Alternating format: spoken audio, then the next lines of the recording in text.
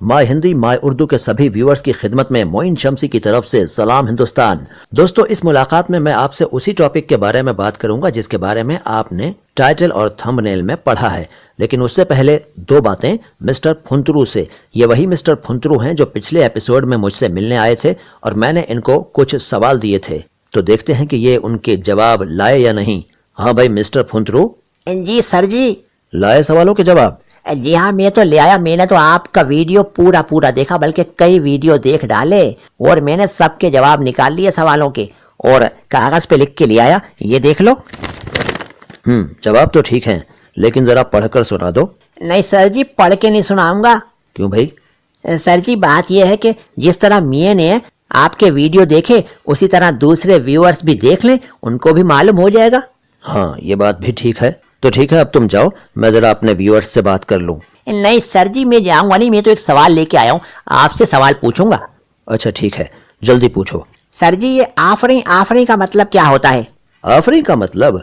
जी। पहले ये बताओ कि तुम सिर्फ इसी शब्द का मतलब जानना चाहते हो या इस पूरे गाने का? सर जी, पूरे गाने का बता दो तो बहुत ही अच्छा है। चलो ठीक है। देखो, ये जो गाना है ये कई सिंगर्स ने अलग अलग समय पर अलग अलग एल्बम्स में गाया। वैसे इसे मशहूर कव्वाल जनाब नुसरत फतेह अली खान ने कव्वाली की शक्ल में गाया था। अच्छा, तो बताओ सर, बताओ उसके बारे में बताओ। तो सुनो, देखो ये 4 अंतरों वाला गाना है। पहला अंतरा जो है वो जिस्म के बारे में है, दूसरा अंतरा चेहरे के बारे में है, तीसरा आंखों के बारे में और चौथा जुल्फों के बारे में। जुल्फे माने बाल? सिर के बाल ना? हाँ, बाल। तो ठीक है सर, बताओ पूरा बताओ।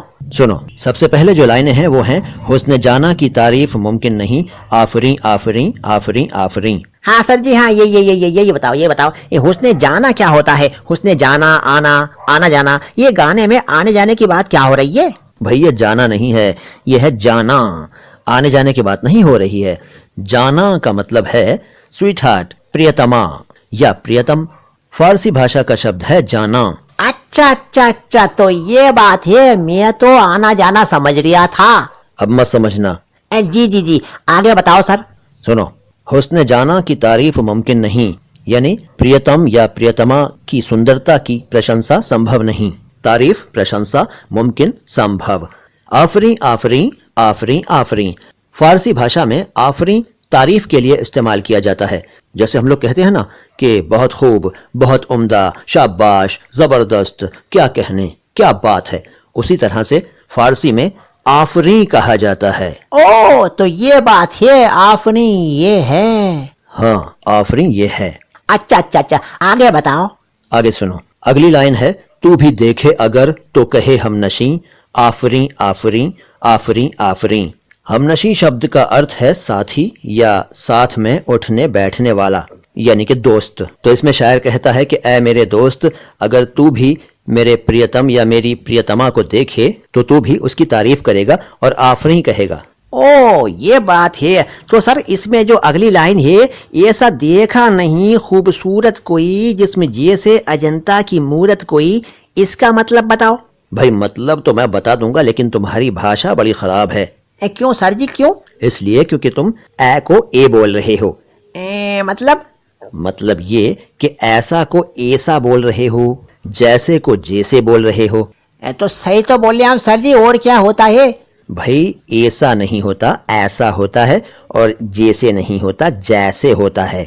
अगर तुम्हारी समझ में ये बात अभी न आई हो तो तुम हमारे एपिसोड्स देख लो जिनमें ए और ए के अंतर को बताया गया है। ठीक है सर जी, ठीक है, मैं वो देख लूंगा, लेकिन अभी तो तुम अर्थ बताओ। तो ऐसा देखा नहीं खूबसूरत कोई जिस्म जैसे अजंता की मूरत कोई। इसमें शायर कहता है कि मैंने ऐसा सुंदर, खूबसूरत यानी सुंदर, कोई भी व्यक्ति नहीं देखा कि जिसका शरीर अजंता की मूर्ति की तरह सुंदर हो। मूरत उर्दू में मूर्ति को कहते हैं। अच्छा, आगे बताओ। आगे सुनो, जिस्म जैसे निगाहों पे जादू कोई, जिस्म नगमा कोई, जिस्म खुशबू कोई, यानी उसका जिस्म ऐसा है जैसे किसी ने निगाहों पर जादू कर दिया हो, और उसका जिस्म किसी नगमे की तरह है, यानी गीत की तरह, यानी सॉन्ग की तरह है, और खुशबू की तरह है, यानी सुगंध की तरह है।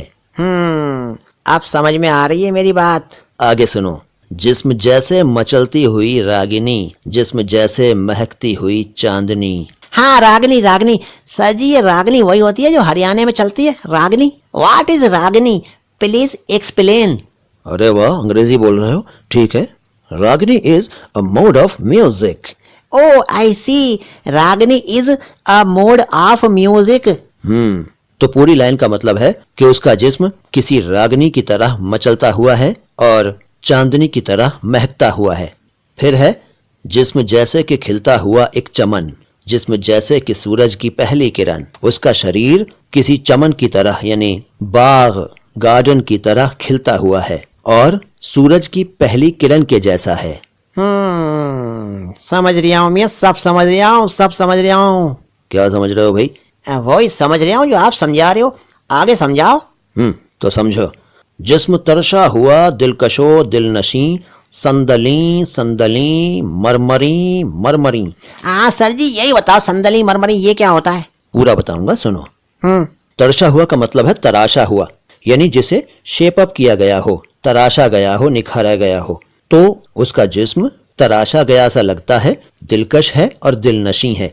दिलकश का मतलब है अट्रैक्टिव यानी आकर्षक, और दिलनशी का मतलब है जो दिल में नशी हो गया हो। नशी माने बैठ गया हो, जो दिल में बैठ जाए। संदली का मतलब है संदल जैसा, संदल की खुशबू जैसा। संदल का मतलब चंदन, संदली चंदन के जैसा सुगंधित खुशबूदार। और मरमरी का मतलब है मार्बल के जैसा यानी संगमरमर के जैसा गोरा सुंदर। तो इस तरह शायर ने इन लाइनों में अपने दोस्त के शरीर की प्रशंसा की है। सर जी, समझ गया समझ गया।